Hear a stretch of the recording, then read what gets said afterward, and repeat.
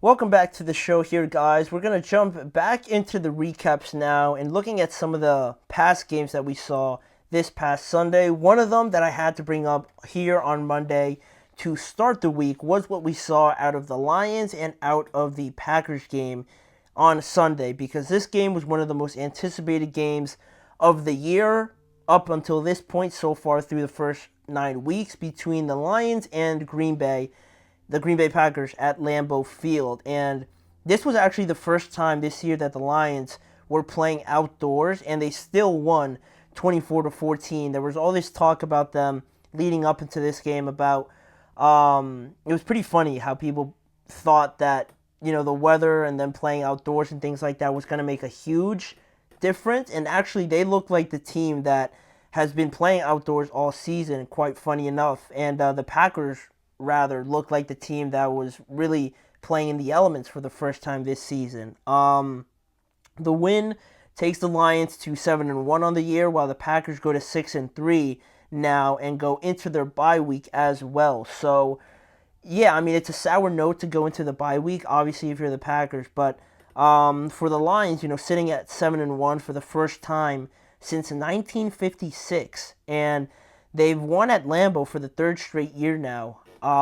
If there was still any doubt, really emphasizing the point that the Lions are the team to beat, not only in the NFC North, but really in the entire NFC conference, with just how they dominated the Packers, who are not a bad team. They're one of the better teams in the NFC, but the way that the Lions, despite the score, like I said, really just had full control of this game was pretty resounding to see. Even for as close as a game as I thought it could be, with the Packers and all the potential they had on offense and things like that, it was I was left more disappointed with what I saw out of the Packers, and I'll get more into that in a few minutes here. But also on this Lions team, still just to round it off, they haven't won 3 straight games in Lambeau since they won 6 straight games back in 1986 and 1991, just showing really the significance, I think, of this run that the Lions rather are on currently right now, because it's at a historical rate. It hasn't been done for about about 40 to 30 years now. So it is remarkable what they're doing, especially in their division with the Packers, who have pretty much dominated this division for the entire Rodgers era, Brett Favre and Aaron Rodgers era. Now the Lions are really making their case now to really pound their fist down on the table and say, you know what, like, that era is now out. It's forgotten about. This is our era now. This is our time. And the way that they're showing their dominance, not only against the Packers, but against the Vikings, I think it says a lot now. If anybody had any doubts still on the Packers, I'm pretty sure that was all put to rest in yesterday's game.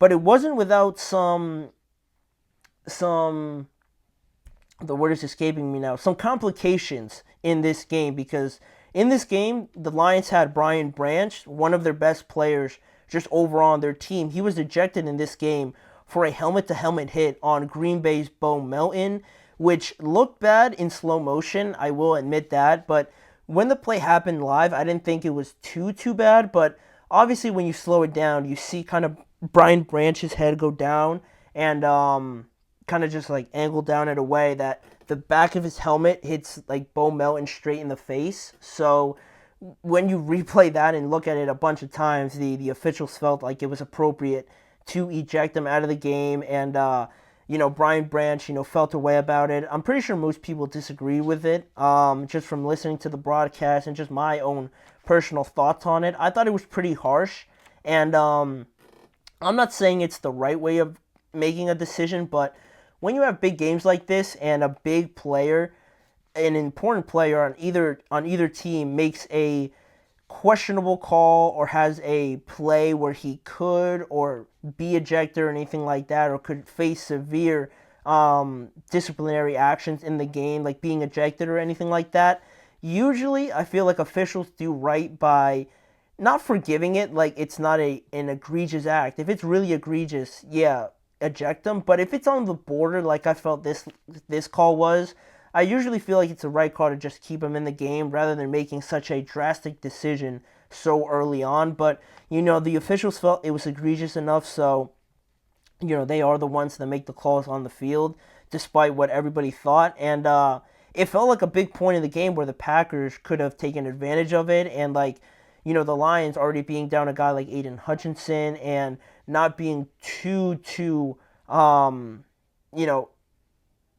excelling too much in the pass rushing department or whatnot. It felt like losing a guy like Brian Branch now in the secondary could be very detrimental. But just like the Lions have done all season, they've just continued to roll on and really not lose a beat with losing one of their most important guys, in large part because Kerby Joseph continues to show out this year. He recorded another interception in this game, his 6th of the year, to tie, funny enough, Green Bay's Xavier McKinney. Both of them have 6 interceptions to lead the NFL so far this year, and this is Kerby Joseph's 4th interception against the Packers, and also he has an interception in 5 of the last 6 games recently for the Detroit Lions. He's been around the football the entire year. He's been a magnet to turnovers, and anytime any ball comes in his direction, it seems like he gets his hands on it and just creates a splash play more often than not. And, he did it again in this game. And really from what we see from, the stats and everything like that, they don't really suggest, again, like the score also, that the Lions had an exceptional game on offense or anything like that. Jared Goff finished with 145 yards. He only threw 1 touchdown. The other touchdown went to Jahmyr Gibbs. And David Montgomery had 73 yards. Jahmyr Gibbs added another 65. Amon-Ra St. Brown had a big game. I love the fact that he showed up in a Green Bay Sucks sweatshirt. That was pretty funny. He had 7 receptions for 56 yards. He had the game going, starting it off in the right way with a touchdown on a great back shoulder throw. And then you look at the Packers as well. Jordan Love had 273 yards. He had an interception, like we said, to Kerby Joseph. Josh Jacobs started off very well, and he had 95 yards on the day. But unfortunately, there was moments in this game where I felt like the Packers really let themselves down, and Jayden Reed was really the one showing out in the passing game. He had 5 receptions for 113 yards. But really what's funny about this game that I will get to in just a couple of minutes, but looking at how this game all played out and such, only a 10-point loss, like I said, but Green Bay really missed a lot of chances, and I thought head coach Matt LaFleur said it best after the game, where he said they played a clean game, much cleaner than we did, and I thought that was perfectly said for their head coach, because the Lions, the numbers won't show it, and you really had to watch this game to see how it always felt like they kept the game at a distance where they felt comfortable with. They were running the ball pretty well, getting a lot of crucial first downs, and they didn't beat themselves. In these games where you have a lot riding on the line and the margin of error is so close, and you have a good Packers team hosting a good Lions team, there's already going to be enough troubles in this game for yourself to kind of overcome a pretty good defense that leads the NFL in takeaways in the Packers defense, lead a very high-powered offense as well. There's already enough things you have to worry about without getting in your own way. And I think that was the story of the game that Matt LaFleur pretty much pointed out. The fact that the Lions played a clean game where they did everything they wanted to in this game, whereas the Packers, they had a lot of drops. They had a lot of penalties as well, and that crucial turnover, right? It's just too much to overcome for a very efficient just machine that the Lions team is to have all those things go wrong and still expect to beat this Lions team is asking too much, in my opinion. So, they missed a lot of chances, in my opinion. Also, it looked like Green Bay, just with the amount of drops, not being on the same page, and also Jordan Love fumbling a snap as well. It looked like they were the ones stealing, really. It looked like they were the only ones playing outdoors with the rain, because the Lions didn't have any mistakes, like I said, and they were really well prepared in this game, where I feel like the Packers dropped the ball a little bit. And if you look at this game also with those missed chances that I said, if you look at because Brandon McManus had a missed field goal in this game, and if it wasn't for that pick six, which again, absolutely can't happen if you're Jordan Love, that's a 10-point swing right there. That's the difference in this game. Without that touchdown from the Lions, you take away 7 points, that's 17. It finishes 17-14. And if Brandon McManus makes that field goal, it's 17-7, barring anything else happening. And if this game plays out exactly as it did, it's 17-7. It's 17-17, although it might not be deserved, but it doesn't matter. You're going for the win. If it's 17-17, nobody cares if you deserve the win or not. You find yourself in a game like that, anything can happen, and I felt like the Packers played themselves out of that opportunity, which is funny because they outgained the Lions 411 yards to 261, but the Lions were just much more efficient with whatever they did. They took advantage of their opportunities, and Green Bay also drove inside the Lions' 35-yard line on 3 possessions without scoring a touchdown. Only one of their 4 red zone possessions ended up in a touchdown.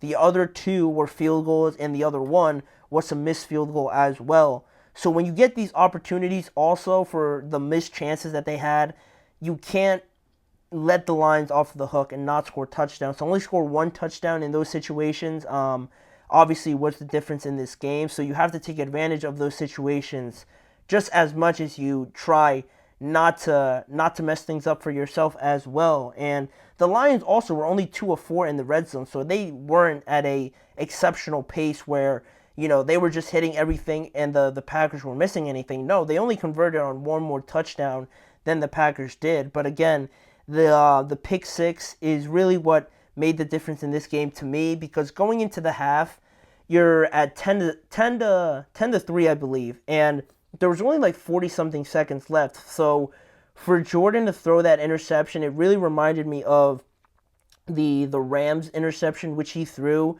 just falling down and just throwing it to who knows where and having it be intercepted for a pick six. I know Jordan Love said after the game that he didn't really see him, and obviously it was much less egregious, but it obviously looks worse, and Matt LaFleur expressed his frustrations with people asking about that interception, but I would push back on that because of the fact that it was so huge of a mistake that it really changes the course of this game, because at that point, the Lions go up 2 scores, and they're feeling a lot more comfortable, whereas the Packers are very defeated, giving up that pick six going into the half. Before that, you're thinking, all right, it's 1 score, let's just go into the half and try and reset this thing here and get back in the second half with our best foot. But when you put yourself in such a hole like that, knowing what the Lions are as a team, you're really thinking like, all right, like this is going to be really hard now, especially when we're making these mistakes. It really puts you in a bad mood. So I thought that was what really swung this game around. And, it is a little bit worrying for Jordan Love, if I am being honest, because I didn't really see such turnovers like this, especially towards the second half of the year. But hopefully this bye week could be a time where they work on that, and Jordan Love comes back a lot more, I think, just relaxed, because a lot of times he looks a bit antsy.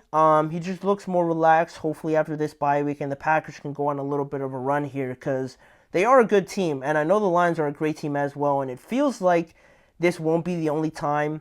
Or they have 1 more game to go, but I feel like in this next matchup, and maybe even in the playoffs, this team could match up a couple more times. So this is a big loss for the Packers, but learning from this and getting potentially your revenge later on in the year could be a bit more sweet and a bit more meaningful if they do it later on. But the biggest thing is that they have to learn from this at this point.